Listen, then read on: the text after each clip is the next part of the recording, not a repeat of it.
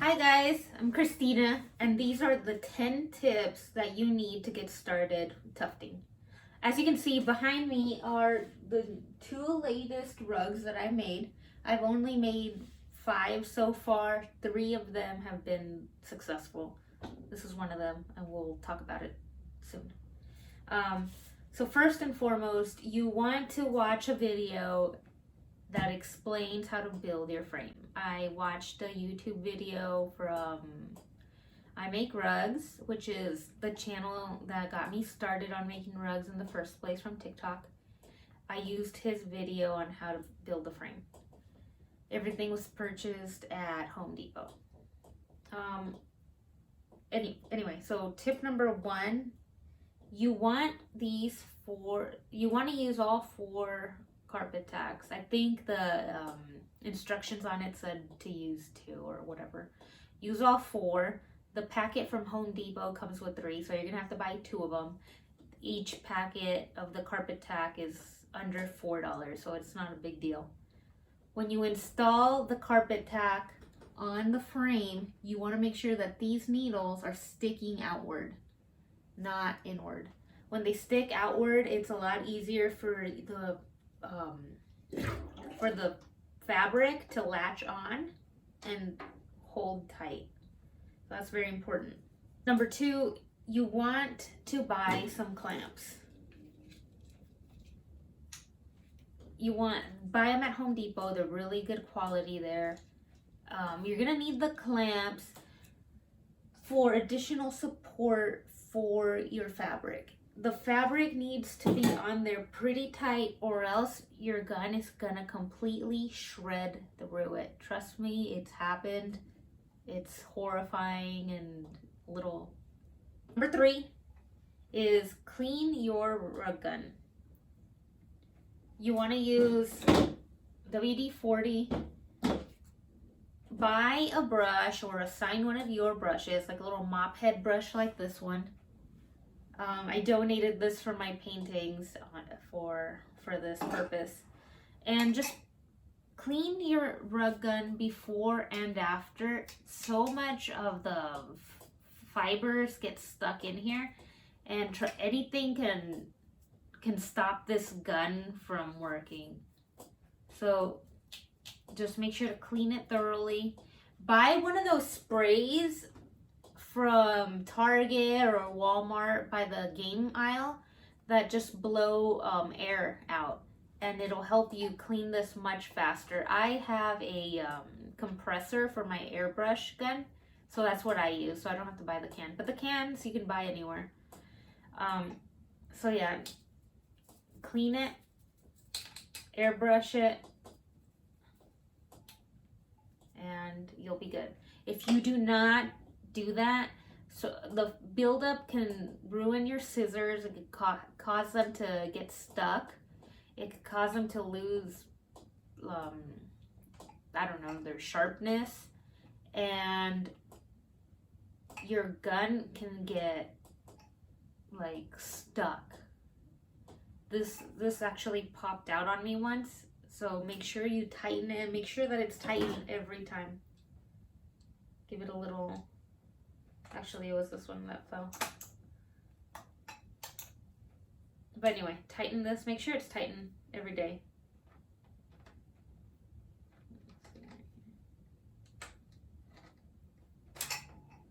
Anyway, make sure that this is clean.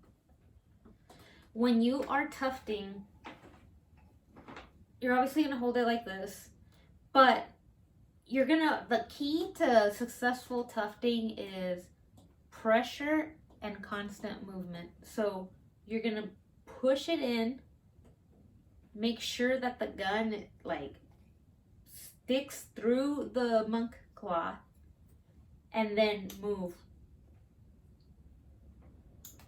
So you're going to click and move constantly. Do not stay put in one spot, because it will shred through your monk cloth. If your monk cloth is not tight up there nice and tight, it will shred through your monk cloth. So there's a lot of stuff that goes through with this. just practice, buy acrylic yarn and keep going. But anyway, constant movement and pressure. That's the biggest, the most important tip from here is constant movement and pressure. This gun, if you have one of these guns, this knob right here is the speed knob. I use it on the lowest speed because when it's really fast, it's actually kind of scary. So I use it at the lowest speed. You can use whatever it makes you comfortable, but just know that this little knob, you twist it to the left, twist it to the right, is for your speed. Also, a wrist guard. I know that it seems kind of lame, but after I made my first rug, my wrist was hurting. So I went and I bought a simple little wrist guard from Walmart. I think it was for sure under $15. It could have been like under 10. I don't remember.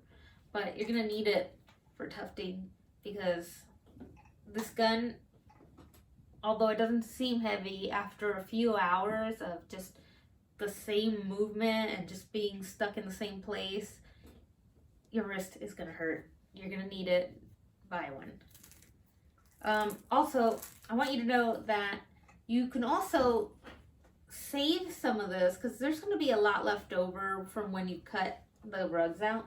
Save some of it. Not all of it if you don't want, but you can patch your rug.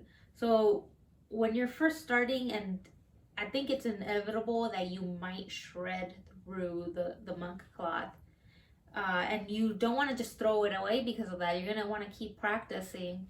Just cut a little piece of the size of the hole, put it on top of where you're tufting, just hold it, and then just tuft through it, and it'll create a patch and it'll work.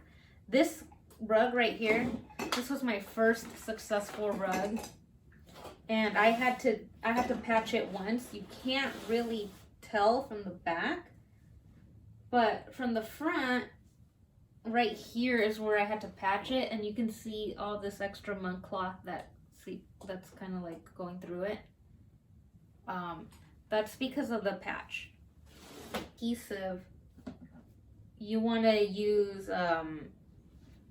this Roberts indoor outdoor carpet adhesive, but I suggest buying the big one. This little one, I used half of this tub for this rug right here. Granted, I had to use a little more because the back of my rug was a little bit bulkier and not as clean because it was my first rug. It uses a lot either way, so just don't bother with this. Buy the big one. It's under $20. It was like $17 and change at Home Depot. And last but not least, you want to buy these cones. If you don't have these cones readily available, or you don't want to buy them just yet, you can use toilet paper rolls and paper towel rolls. They're going to work all right. They're not the best. Go ahead, if you have the money and you can, and you have the means, go ahead and buy these online. And these, you can buy them on Amazon. You can buy them anywhere. Go to a yarn fabric website and just buy these cones. They're nice, they're durable, they're really tough, and they're gonna make feeding the yarn into the fabric so much easier. So just go ahead. These are crucial. There's a pack of 25 on some website that we bought them, and they're great, honestly. And when you're making multicolored rugs, you're gonna want them handy.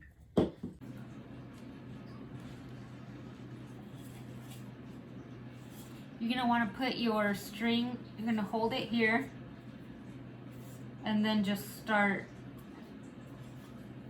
wrapping it around. And you're gonna want to leave some space, just like an inch, so that it doesn't get tangled, because these easily get really tangled. I tufted this one yesterday. I think it took me about 3.5 hours. the whole process, setting up, putting away, was probably like 4.5 hours. So it's quite the process, and I'm still learning. But yeah, this is my first one. You also want a bonus tip. You might want to cut a little extra so that you can fold it, so you can fold the fabric back. It'll give it a like a good look, a nicer look to it, and it'll just give it that extra support. If you have any questions, please let me know. I will be posting more of my projects here, as well as my painting projects. And later today, I am set to receive another tufting gun, the rug gun from I Make Rugs from TikTok.